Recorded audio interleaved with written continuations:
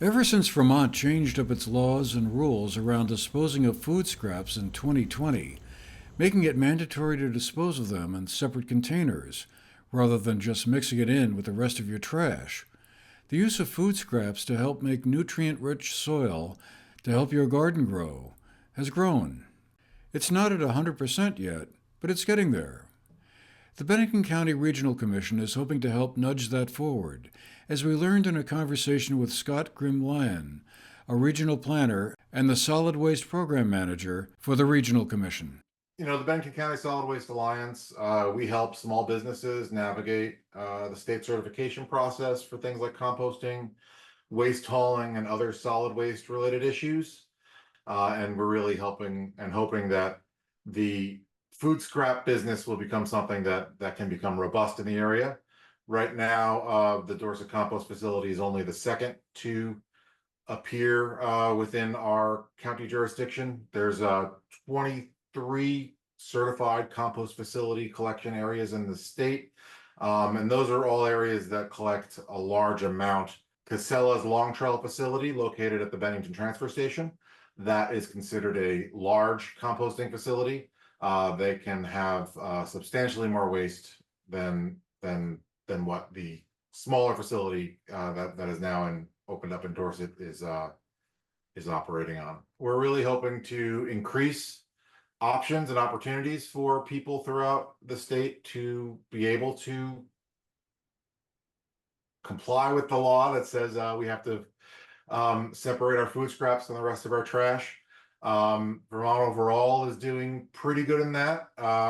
53% of food scraps the state estimates are being diverted from trash right now. This is a really good benefit. It helps us keep our methane emissions down. There's a lot fewer methane emissions happening when you compost waste than when you let it build up in the landfill.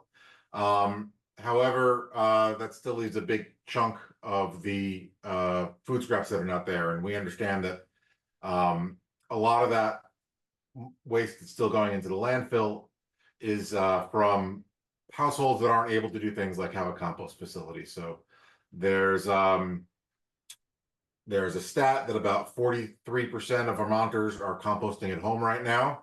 But we need an expanded set of services and choices for other residents who don't have the space or the ability to compost at home. And we're hoping that Dorset Compost and other composting businesses that open up in the region will be able to provide that opportunity, and will also be able to increase those numbers.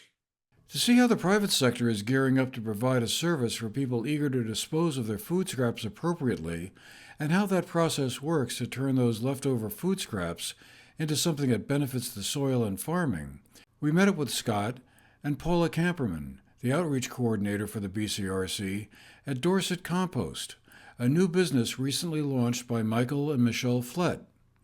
They walked us through how it's done and why it's important. Basically, they mix browns, dry leaves and wood chips, for example, with food scraps, and as the mixture warms, it produces nutrient-rich soil that can be deployed onto a garden to help make the plants and vegetables grow. The idea is to really mix in all the food scraps with our browns, just lift it, drop it, mix it all in there, coat all of the carbon materials, and then we add them into our working compost piles. So all our working compost piles, they have to be in batches. So we have our first batch, which is, you notice, is uphill. That one we are not adding food scraps to any longer.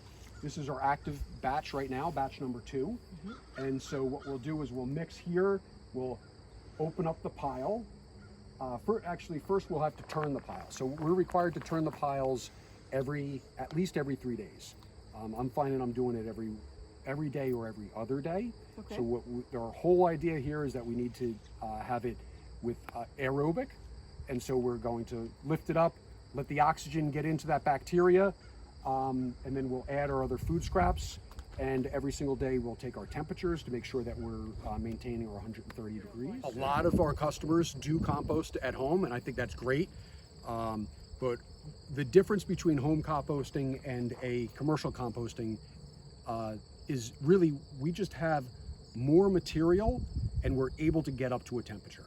So at your home composting, you really can't get up to 130 degrees or higher.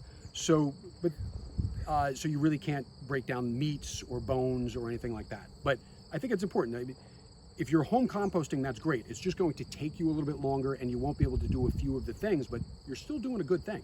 And but in a commercial, we just have the product, the quantities to get up to those temperatures. We're turning them with a tractor. I mean, it's heavy work. And if you were going to do this with a shovel, it would take a lot of time, but having the machinery to turn it, it's really efficient. It's just really the efficiency of everybody putting their scraps into one spot. One person can do what would take everybody just too much time to do themselves. It also, any perception there is about it being smelly or attracting pests, that's one thing that we do hear from people who are resistant to, or who are not inclined to sign up for our pickup service, is their concern is attracting pests. And we don't, so like we can take that off your hands. You know, we provide you with a secure container and we remove it. People who are composting at home often are frustrated. The raccoons get into it, skunks, you know, just flies and general odors. And so oftentimes that leads to a perception that composting just doesn't work or it's not for them. So that's, you know, hopefully who our service will appeal to. Dorset Compost is one of about 23 commercial composters in Vermont today. With landfill space in Vermont growing tighter all the time, the more food scraps that can get recycled into usable, nutrient-rich soil, the better. For the GNAT-TV News Project, I'm Andrew McKeever.